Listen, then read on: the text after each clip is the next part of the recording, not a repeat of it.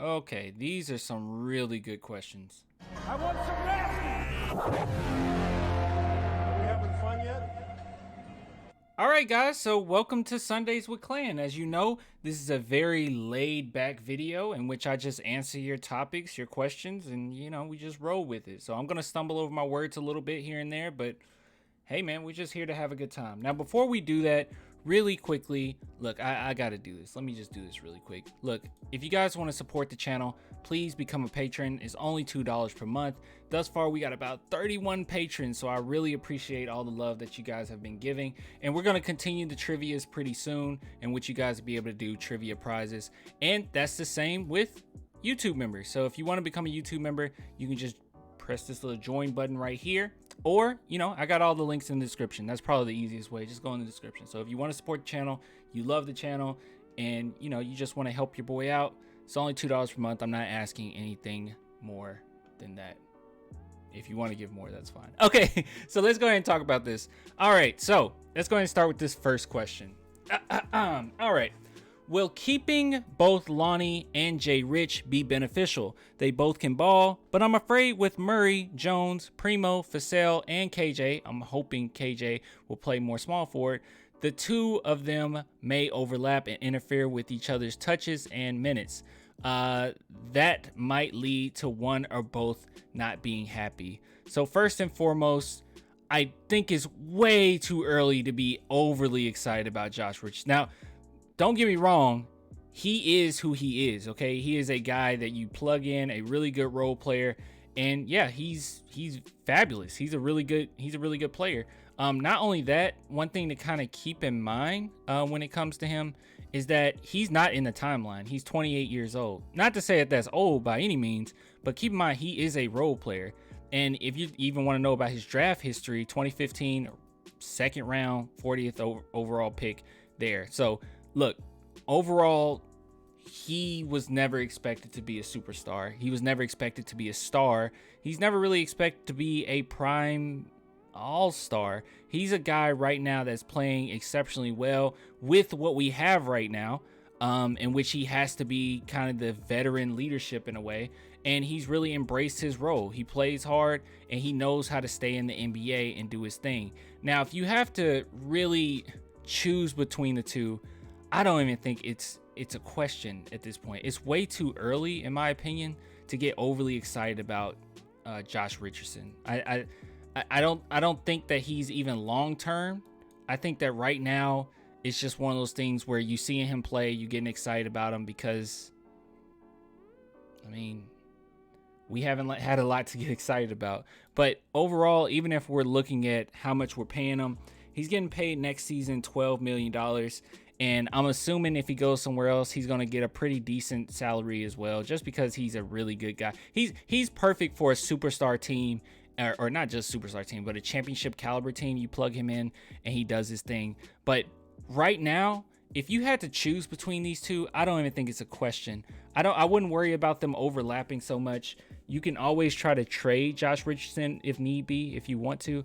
But if I have to invest in one of these two guys, I would not give up on Lonnie yet. Lonnie Walker, it's all a mental thing with him, but his potential is far exceeds Josh Richardson. So if I had to choose between the two, I'm not going to choose the very efficient and good role player. I'm going to choose somebody like Lonnie Walker, who could potentially become a star. And statistic wise, he has been doing well. So, just kind of keep things in context.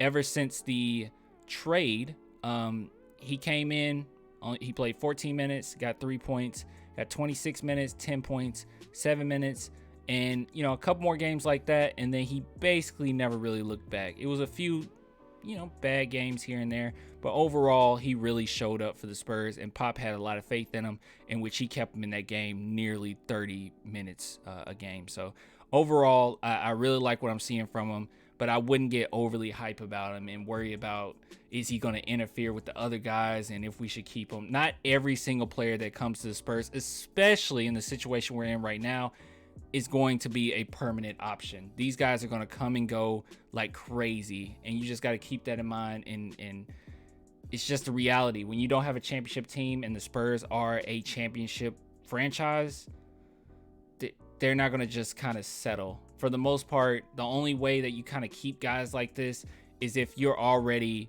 competing for a championship. You got a few more years to kind of get there, or you have that type of window and he's sticking around. But yeah, don't worry about that too much. I mean, I don't know. I wouldn't. All right, next question. What is your impression so far of Romeo Langford? So how do I feel about Romeo Langford? He says when healthy. Of course, when healthy. And also, I didn't see this. I'm wondering the same. Okay, so everybody's wondering. All right, well, let's talk about it. All right, so what do I feel about Romeo Langford? I think I did a video on him already, but overall, and I said this before, I just feel like Romeo Langford is kind of redundant. I like his game. One thing that he's been criticized about before is that sometimes he doesn't play super hard. Now, I haven't necessarily seen that. We haven't seen a lot of him, to be fair. But overall, I like his game. I like what he brings, but I don't necessarily think that we have to keep him. I think he will be one of those guys as well that kind of comes and goes. He had a lot of potential coming into the league, but at the same time, I think it's a little redundant to have him and Keldon, and they play very similar. Now, I will say this about Romeo Langford. I like his pace. I like the patience that he has on the offensive end. I like how he can get to the basket. I like his game overall. But some of the people that are saying that he could potentially be a star, I don't necessarily see that. And just going down the line, going forward, I think it'll be a little redundant to keep him. And also the fact that you even had to add in when healthy, I mean that's scary as well. So how do I feel about him? I like him. My impressions are high of him. I think that he will be a really good role player, a decent role player. But I don't see him fitting into the mold of what we're going to see in the future. I just don't see that. So, yeah. All right, moving on.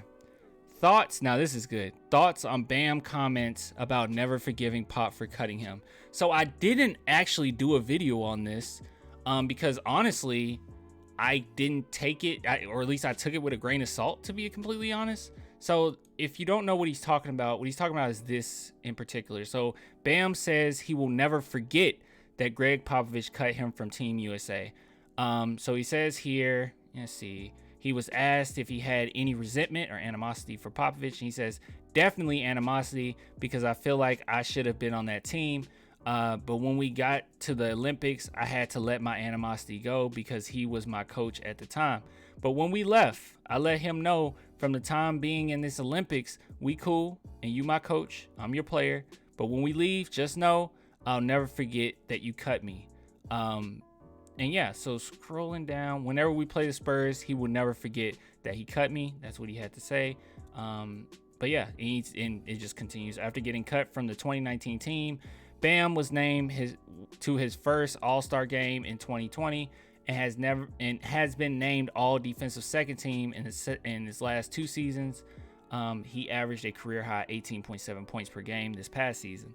So overall, also one thing to keep in mind, that he went to Popovich with this information. So it's not like he's just saying this behind Pop's back.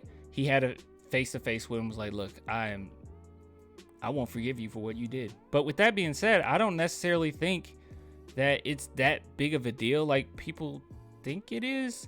I mean, the thing with Bam is, honestly, it makes sense for him to have some type of animosity towards Popovich. It makes sense for him to want to play hard against the coach that cut him. I don't think that this is something that we necessarily have to worry about. Honestly, this isn't even in-house, so I don't think we have to worry about it. But it's news nonetheless. I was thinking about doing a video on it, but I did see this comment in the Sundaes with Clan, and I guess I can address it here. Or I just felt that I could address it here. So I don't think it's that big a deal, but I completely understand where Bam's coming from. It's not one of those where I'm like, wow, you dare talk about Popovich in that manner? No, it's all good. I understand.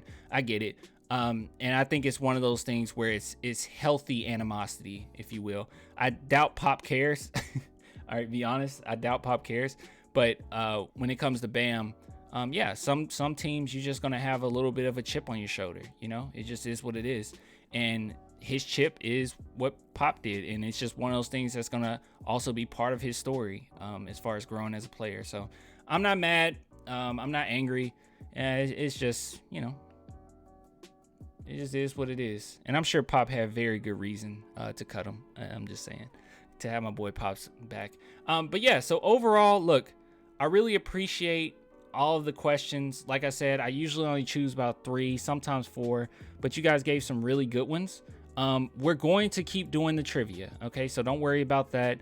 I actually messaged the person who won the DJ jersey a couple months back, never got anything back, and I reached out a couple times, nothing. So I'm just going to sit back and say, you know what, that'll be the next trivia prize. So you guys have another shot at it. It hasn't been touched. I mean, other than when I like showed you it on screen, but it hasn't been touched. Tag, all that. I literally had it just locked away for when the person messaged me back. But anyways, if you guys want to support the channel, you know, and also get a link to the trivia when we do that, yeah, just become a member on YouTube or on Patreon. Either way, both get it. So I'll give it to you guys later, man. We'll have more information on that later. But yeah, I appreciate all the love. Oh my goodness. I don't know. I impersonated myself. I don't know. I appreciate the love. I'll give it to you guys later. Till next time, deuces.